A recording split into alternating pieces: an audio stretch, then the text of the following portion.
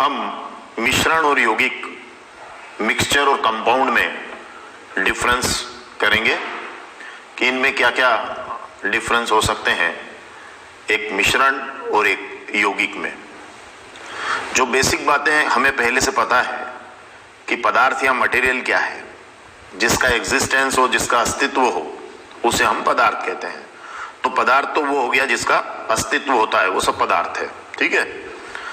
और जो परमाणु होता है वो क्या होता है? परमाणु होता है पदार्थ की मूलभूत इकाई, ठीक है। जो परमाणु होता है वो उस पदार्थ की क्या होती है? मूलभूत इकाई। और एक शब्द और हम पहले से परिचित हैं, वो है तत्व, एलिमेंट। वो एक ही प्रकार के परमाणुओं से बने पदार्थ जो होते हैं, एक ही प्रकार के परमाणुओं से बने पदार्थ, वो कहलाते हैं तत्व। जैसे कि आपका हाइड्रोजन एक तत्व है, ऑक्सीजन तत्व है, कॉपर तत्व है, आयरन तत्व है, लोहा जिसको हम कहते हैं, तो ये तत्व है। तो ये क्या होते हैं कि एक ही प्रकार के परमाणुओं से बने हुए पदार्थ होते हैं जिन्हें हम तत्व कहते हैं, ठीक है ना। तो चलिए अब मिश्रण और यौगिक में हम अंतर करने जा रहे हैं कि मिश्रण और यौगिक के अंदर क्या अंतर है। तो सबसे पहले हमें देखना होगा कि जो मिक्सचर या मिश्रण होता है वो दो या दो से अधिक शुद्ध पदार्थों के द्वारा बिना किसी रासायनिक अभिक्रिया के निर्मित पदार्थ होता है। मतलब दो या दो से अधिक शुद्ध पदार्थ से मतलब क्या है?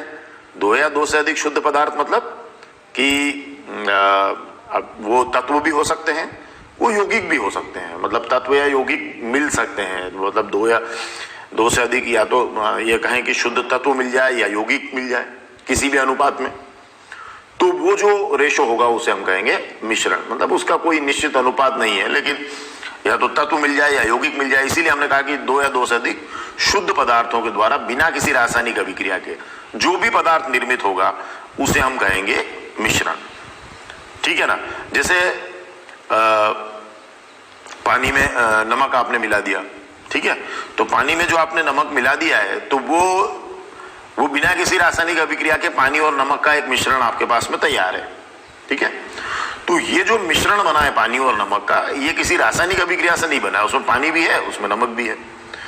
तो हमने कहा कि दो या दो से अधिक शुद्ध पदार्थों के द्वारा बिना किसी रासायनिक अभिक्रिया के निर्मित पदार्थ मिश्रण होता है। लेकिन अगर हम यौगिक की बात करें तो जो यौगिक है वो बनता है दो या दो से अधिक तत्वों के नियत अनुपात से और रासायनिक क्रिया के फलस्वरूप। मतलब रासायनिक क्रिया के फलस्वरूप बनता है। दो या दो से अधिक तत्व हैं और उन दो या दो से अधिक तत्वों के रासायनिक क्रिया के फलस्वरूप जो निर्मित पदार्थ होता है वो आपका कहलाता है यौगिक। जैसे आपके पास में पानी एक यौगिक है, H2O, तो वो हाइड्रोजन और ऑक्सीजन तत्वों से मिलकर बना है, उनकी रासायनिक क्रिया से मिलकर बना है। मीथेन है CH4, तो वो कार्बन और हाइड्रोजन से मिलकर बना है। सी बढ़िया एग्जाम्पल है नमक का NaCl, वो सोडियम और क्लोरीन से मिलकर बना है। ये अलग अलग तत्व है। तो ये तत्व जब मिल गए रासायनिक क्रिया के द्वारा तो इन्होंने यौगिक का निर्माण कर लिया, ठीक है। तो इसको हम बोलेंगे कि ये कंपाउंड बन गया। तो रासायनिक क्रिया से जब तत्व मिलते हैं तो हम, और वो निश्चित अनुपात में मिलते हैं, तो हम कहते हैं कि वो यौगिक या कंपाउंड बना। तो बिना किसी रासायनिक अभिक्रिया के मिश्रण बनता है और रासायनिक क्रिया के फलस्वरूप बनता है यौगिक। दूसरा जो महत्वपूर्ण अंतर है कि ये जो शुद्ध पदार्थ है केवल मिश्रण बनाने के लिए मिलते हैं, वे नए यौगिक का निर्माण नहीं करते हैं। जैसे कि अभी हमने बात की कि जल में नमक है, तो जल में नमक क्या है? जल और नमक। तो जल और नमक दोनों यौगिक हैं, जल भी यौगिक है, नमक भी यौगिक है, वो मिश्रण बनाने के लिए मिल गए। लेकिन जल और नमक के मिश्रण से कोई नया यौगिक नहीं बन रहा है, तो ये नए यौगिक का निर्माण नहीं करते हैं। जबकि तत्व जो है वो क्रिया करके नए यौगिक का निर्माण करते हैं। अभी हमने बात की कि मान लो पानी का हम उदाहरण लेते हैं, तो H2O है, तो ये यौगिक का निर्माण हो रहा है। H2O हाइड्रोजन और ऑक्सीजन तत्वों की क्रिया से एक यौगिक बना है। ये यौगिक है जल, जिसको हम H2O कह रहे हैं। तो यहाँ नए यौगिक नहीं बनते, लेकिन यहाँ नए यौगिक का निर्माण होता है। फिर मिश्रण जो होता है उसमें उपस्थित घटकों के गुण प्रदर्शित होते हैं, उसमें घटकों के गुण विद्यमान होते हैं।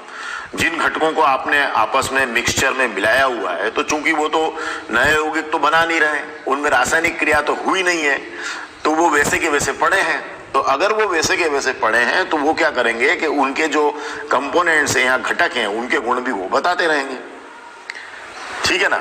तो वो घटकों के गुण भी क्या करेंगे, प्रदर्शित करेंगे। लेकिन चूंकि कंपाउंड में हम समझ गए कि कंपाउंड के अंदर क्या होते हैं कि वो तत्व केमिकल रिएक्शंस से बनते हैं और नया कंपाउंड बन जाता है। तो जब कंपाउंड बन जाएगा तो फिर उसके जो गुण होंगे वो तो उसके घटकों के गुण से मिलेंगे ही नहीं, मैच ही नहीं करेंगे, है ना। कि हाइड्रोजन और ऑक्सीजन के गुण मैच कर रहे हो पानी में, ऐसा नहीं होता। हाइड्रोजन और ऑक्सीजन के गुण अलग है और H2 है पानी के गुण अलग हो जाएंगे।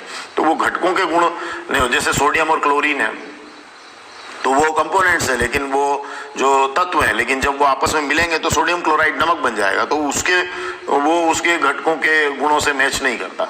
तो यौगिक मतलब जो भी नया पदार्थ जिसको हम कह रहे हैं यौगिक हमारा नया पदार्थ है, तो उसके जो गुण है वो घटकों के गुण से पूर्णतः भिन्न होंगे, मतलब घटकों के गुण नहीं होते उसमें। फिर मिश्रण के जो कंपोनेंट्स होते हैं उनको भौतिक विधियों द्वारा आप सुगमता से अलग कर सकते हैं। जैसे अब मिश्रण के घटक में चलिए अपन जल में नमक का उदाहरण ले लेते हैं, H2O और NaCl, ये दोनों यौगिक हैं ना, ठीक है। इनका आपने मिक्सचर बना दिया है, मिश्रण बना दिया है, तो आप आसानी से आप इनको जल में नमक जो है अगर मिला हुआ है तो उसको आप क्या कर सकते हैं, एक भौतिक विधि जिसको हम कहते हैं आसवन, उस आसवन की विधि से पानी और नमक को अलग अलग कर सकते हैं। तो भौतिक विधियों द्वारा आप इनको पृथक कर सकते हैं मिश्रण के कंपोनेंट्स को। लेकिन यौगिक के जो कंपोनेंट्स होते हैं, घटक होते हैं, उनको भौतिक विधियों द्वारा आप पृथक नहीं कर सकते। उनको केवल आप रासायनिक या विद्युत रासायनिक विधियों द्वारा ही पृथक कर सकते हैं। जैसे पानी है, अब उसमें हाइड्रोजन और ऑक्सीजन को आप अलग अलग देखना चाहते हैं तो वो उसका कोई फिजिकल तरीका नहीं है कि आपने उसमें से हाथ डाला और ऑक्सीजन अलग निकाल लिया, हाइड्रोजन अलग निकाल लिया। तो फिर उसके लिए आपको या तो केमिकल या इलेक्ट्रोकेमिकल मेथड्स, भौतिक या तो रासायनिक या विद्युत रासायनिक विधि का इसमें उपयोग करना पड़ेगा। और एक और महत्वपूर्ण बात है कि मिश्रण का जो संगठन है वो परिवर्तनीय होता है, वो चेंज होता रहता है। लेकिन मतलब परिवर्तन किया जा सकता है मिश्रण के संगठन में, लेकिन आप जब अगर यौगिक या कंपाउंड की बात करेंगे तो उसमें यौगिक का संगठन जो है वो अपरिवर्तनीय है। मतलब उसमें जो नया पदार्थ बनता है उसका संगठन हमेशा क्या होता है, स्थायी होता है। जैसे कि आप अगर पानी का उदाहरण लें कि ये यौगिक बना है तो इसका जो संगठन है इसमें ये बिल्कुल फिक्स है कि इसके जो हाइड्रोजन और ऑक्सीजन का जो रेशो है, इसका जो परमाणु जो द्रव्यमान का अनुपात है वो 2:16 या 1:8 मतलब फिक्स रहता है। तो उसमें आप यौगिक का जो संगठन है वो बदलता नहीं है। वो नए पदार्थ का जो भी संगठन है, जैसे नया पदार्थ हाइड्रोजन और ऑक्सीजन तत्वों की क्रिया से जल बना है तो इसका संगठन परमानेंट है। मतलब जब भी जल की बात होगी तो फिर उसमें H और O का रेशो फिक्स है, मतलब वो बदलता नहीं है। लेकिन इधर जो है इसका मिश्रण का संगठन क्या होता है, बहुत परिवर्तनीय है, मतलब बदलता रहता है।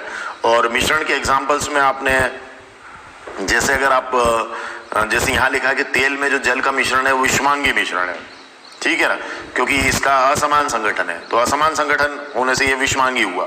लेकिन अगर जल में चीनी अगर मिला देंगे तो वो समांगी हो जाएगा।